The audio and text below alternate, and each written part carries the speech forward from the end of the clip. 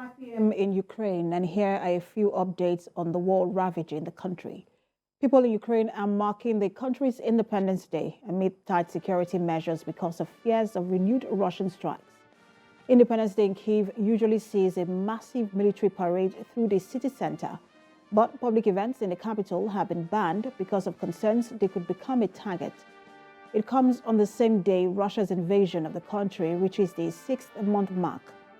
President Zelensky has vowed to liberate all of Ukraine's territories occupied by Russia without any concession or compromise.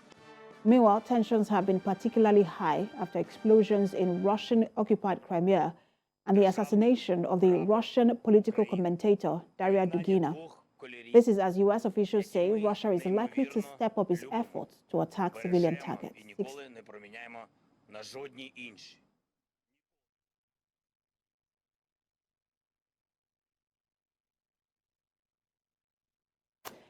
And at the end of 2021, satellite pictures arose showing Russian soldiers from camps on Ukraine's border. And from that point forward, satellite images, maps, and open source knowledge have been essential in recording Russia's attack of Ukraine.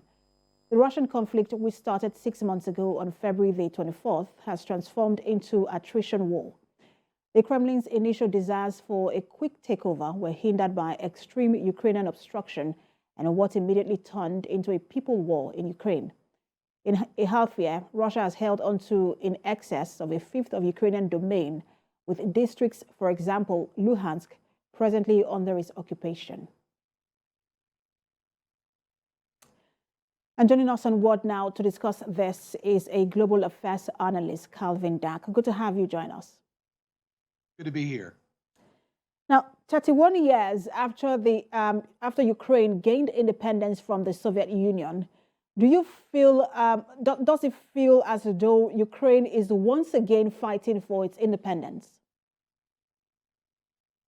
Definitely, and I think that the main question, at least it's on my mind, is are they winning?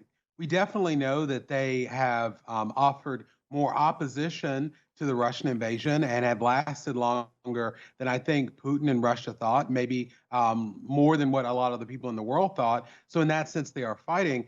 But how long can this last? How long can this go on?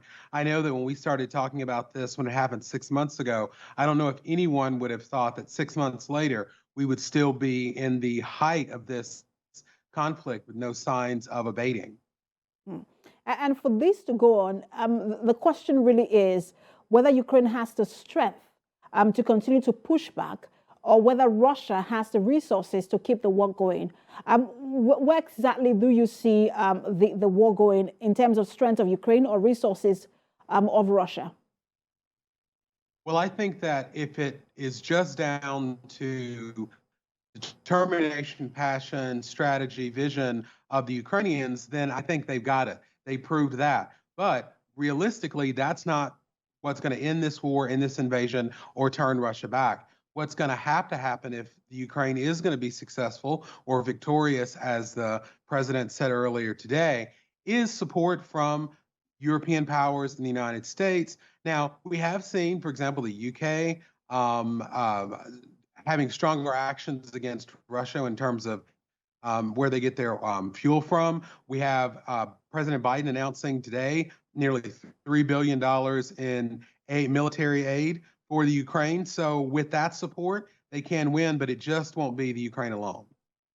And how long do you think the West can continue to support Ukraine? If you recall, just I think that was weeks ago, we saw Viktor Orban, who is the Prime Minister of Hungary, already showing some level of dissent. Almost like he feels that the war the war is going on for too long, and then there has to be some level of pullback by the European Union, and just because of the Russian gas and all. How long do you think that the West will continue to support Ukraine? That's one of my fears, that I don't think it will be for that much longer, just because I know here in the United States, the attention span and the appetite for a continuing conflict of this level, particularly when, we're continuing to give money and aid to Ukraine without a clear end in sight. I don't see support increasing as the time goes on. Now, I do think that because a key dynamic in this conflict are energy prices, and as we enter the fall and winter, that's going to change the calculation, I think, a lot, particularly for European partners. But I'm wondering, is that going to make them more ready to accept maybe a solution, giving in to some of Russia's demands so they can end any fuel-related conflicts and the hike of prices? That remains to be seen. And I want to get to the issues around the Russian gas and the sanctions in just a minute. But there is a sense, because there are those who feel like as though Ukraine should negotiate.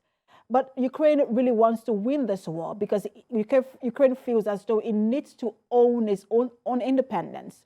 Can Ukraine negotiate its independence in terms of conversations and dialogue with Russia? Or do you think that Ukraine needs to win this war to own its independence? I think that from the Ukrainian point of view, and I tend to agree with it, it's going to take a win. Just pointing back again to the speech of the Ukrainian president, he said that, the end of this war isn't peace, but it's victory. Also, it has broader implications if, for example, to end this conflict, Ukraine has to cede some territory or give in to Russian demands. It sends a really bad image to what authoritarian leaders in other countries could possibly do with territories under dispute or countries that they seem to want to take over. So I think that for this to be a victory for the Ukraine, it's going to have to be a complete victory and not giving in to concessions to Russia. And do you see a victory for Ukraine? Because just as part of his speech, and I just want to take that statement again, President Zelensky vowed to liberate all of Ukraine's territories occupied by Russia without any concession or compromise. How possible is that? Do you see a total victory for Ukraine? I think it's possible, but what we need to see before the victory is a plan of how we get there. One of the things that I've been feeling, and I don't think I'm alone here in the United States, is what's the U.S.'s long-term goal in supporting Ukraine? We have the elements, as I mentioned, the security package, nearly $3 billion announced today. We hear the statements about supporting the Ukrainian people in their fight for independence and freedom from this Russian invasion. But what's the long game? Is this going to continue? Are we going to be having this conversation in 6 more months? Are there other sanctions and actions that can be taken to change Russia's calculation, which doesn't seem to be moving back? So that's my question. I think it's possible, but there needs to be a plan.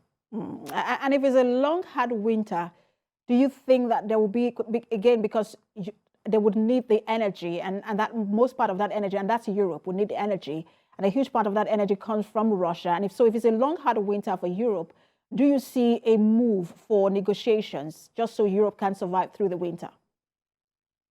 I do see that because we're not only dealing with obviously higher energy needs and cost in the wintertime, but we're also dealing with other economic crisis around the world with inflation, not just here in the United States, but around the world. And I think that that's going to put the Europeans in a very, very tight position because, as many of them have already done, they're diversifying their energy sources and they've kind of stood firm. But that's a little bit easier to do in the summer. And I think that whatever their reaction is going to influence U.S. action as they collaborate with their allies to see if we can bring this to a conclusion. Thank you so much for talking to us, as always, Calvin Dack, Global Affairs Analyst. Thank you.